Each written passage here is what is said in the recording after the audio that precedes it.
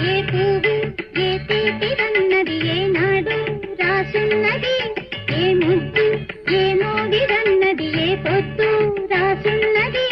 బంధాలై పెనవేయు వయసుకు అందాలే దాసోహమనగా మందారం